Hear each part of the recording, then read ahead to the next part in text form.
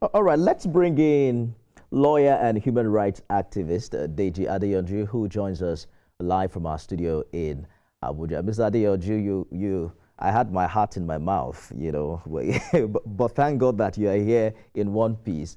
So let's rush this if we can. You mentioned in a recent interview that you were not convinced anyone tried to arrest El-Rufai.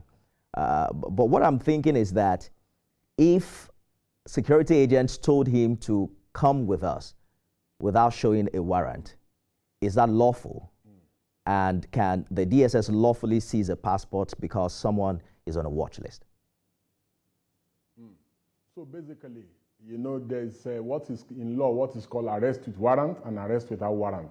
For instance, if you are trying to commit a crime, the law presupposes that you can be arrested without warrant, or if there is reasonable suspicion to believe that you are about to commit a crime, even if you've not committed it, the law says you can be arrested without warrant.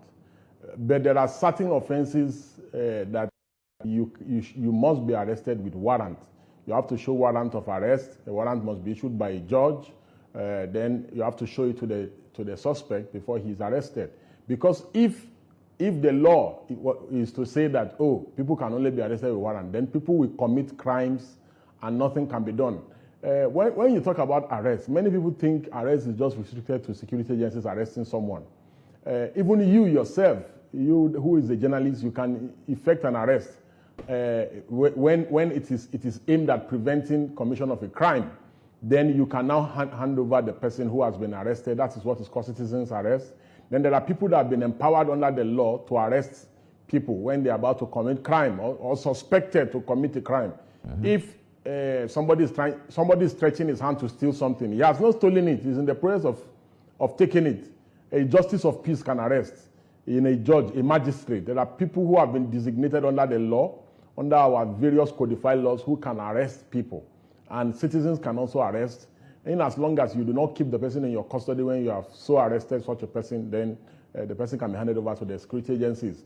That said, the Nasir El-Rufai's situation at the airport was very peculiar. The grounds for which someone's passport can be confiscated, there are only two.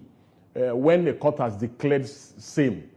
For instance, somebody standing trial for corruption, for any criminal act, for other crimes, even under the Cybercrime Act or any other act, or the Child Act, any codified law, the court can put as a condition precedent for the person to deposit his passport.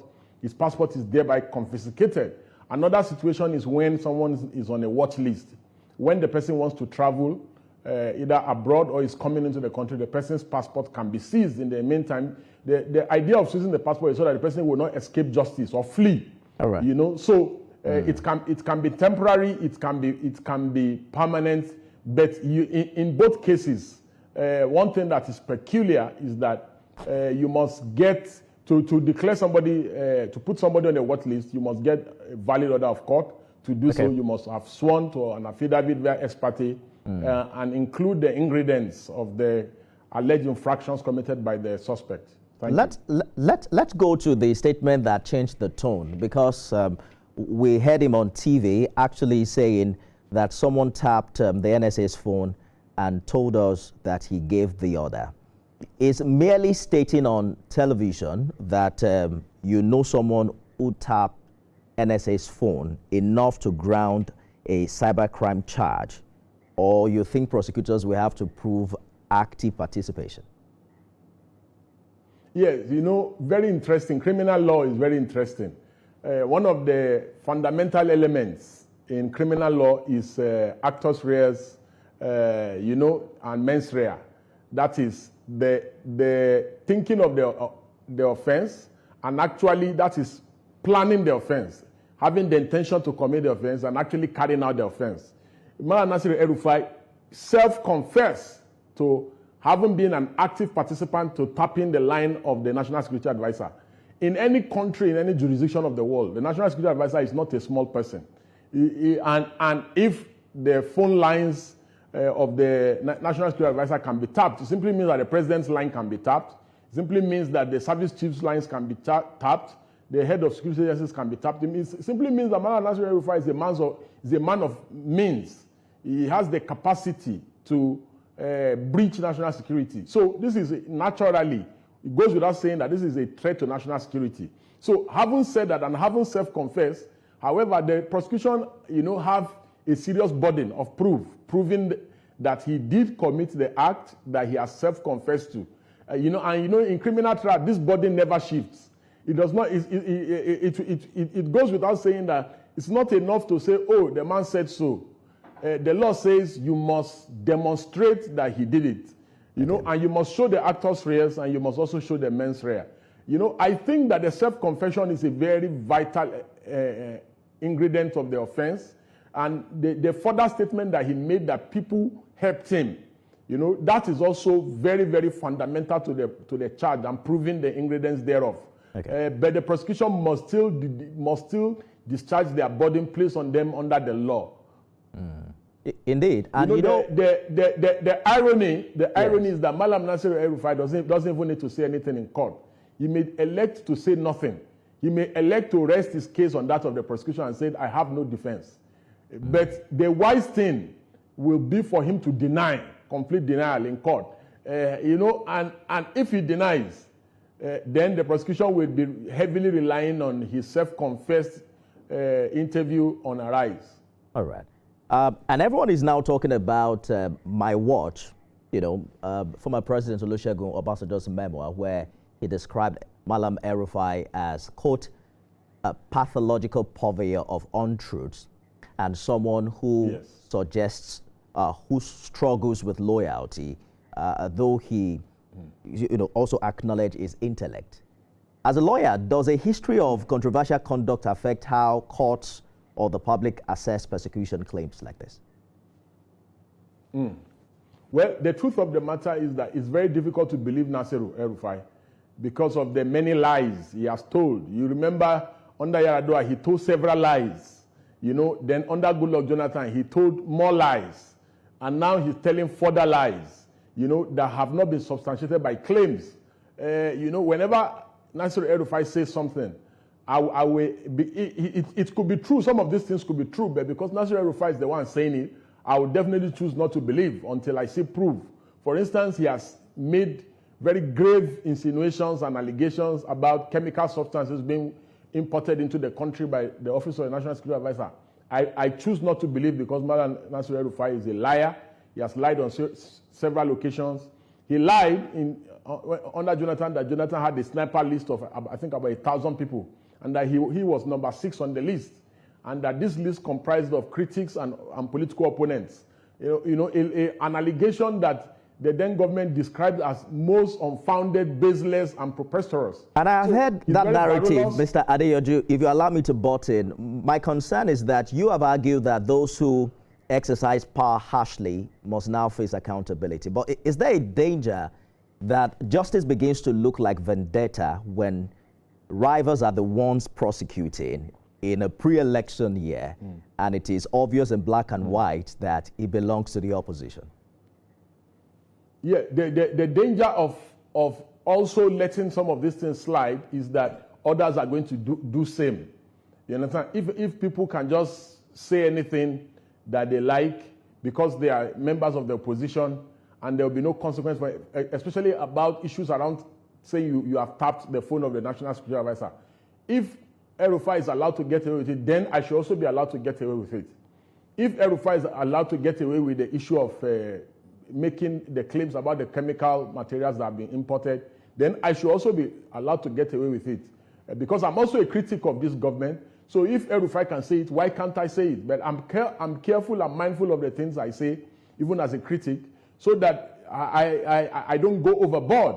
Because the idea is not to throw the country into entire chaos. Because if you throw the country into entire chaos, then what country will you now have to govern after you've removed Tinubu from power? You yourself haven't gotten away with it, because I remember that you were sued for 1.5 billion naira by Peter Obi over alleged defamation. Without discussing the merits. Has that experience changed? I'm not recanting on the allegations. Yes, but I just want to know if that experience changed how you approach public allegations. No. See, before I say anything, I'm very sure I fact check. I make sure I've not recanted any of the allegations I made against Peter Obi. I've said he took Anambra State money, he put it in his family business. It is true. Every single thing I've said about him is true. And we are in court, and I'm going to prove it. So you're not planning to settle out of court?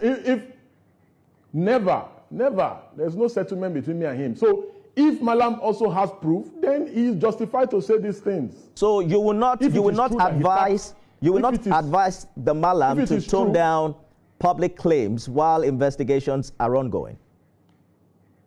No, if he is very sure that he tapped the NSA's phone lines and that somebody helped him and is very sure about this, then he should keep at it.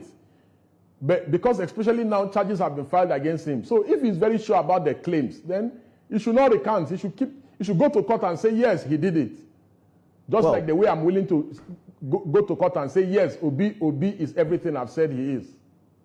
If this ends in charges and trial, it obviously has, it could redefine Malam as either a victim of political persecution or a former strongman finally facing the law, which I think aligns with your position. But based on what you know today, which direction is this heading? No matter how you look at it, even majority of the things that has currently, we are here discussing the issues that Malam has raised. Malam is doing a lot of distractions. We have left the issue of his corruption and stewardship in Kaduna. So no matter how you look at it, he's going to still make it a political thing. And Nasir El-Rufai is very good at this politics thing and this opposition thing. He's extremely good. You have to give it to him. So, and he's a member of the opposition. So no matter how you look at it, it will look as if, oh, they're trying to vilify a member of the opposition. Or, for instance, if you arrest me, no matter what I say, no matter how outrageous I say, people are going to say, oh, you are attacking a critic. You've jailed a critic. You are trying to imprison a critic. So no matter how you look at it, Malam is going to make it a political issue. And he's going to keep talking, and he's going to leave the real substance of the over 400 and something billion naira they are investigating him for corruption, but at the EFCC and the ICPC, and he will leave the serious issue and start talking about chemical materials. He's going to be talking about, he will be making outrageous claims. All right. And outrageous allegations just to distract people from discussing the serious issues of corruption and the things about his accountability. And don't forget, the Kaduna House of Assembly indicted him for corruption. There's a report to that effect. It's all right. Good place to leave it. You came a little bit late for this conversation, so we probably will bring you up again. The last time we were on set together, I'm not sure you remember, we were with Ebuka on Robbing Minds, and both of us were guests on that show. I remember. I was on the show, I was on the show as a journalist. It was then I found out that you were already actively being political. So you caught me. They got me doing the devil's advocate. But it's good to have you again on TV. Hopefully, I wasn't even political at all. I wasn't even political at all. It's all right, but you have made a big name for yourself over the years. Hopefully, we'll find some other time to have this conversation ahead of the coming election. Deji Adeyanju, thank you for talking to us. Sure. Thank you for having me.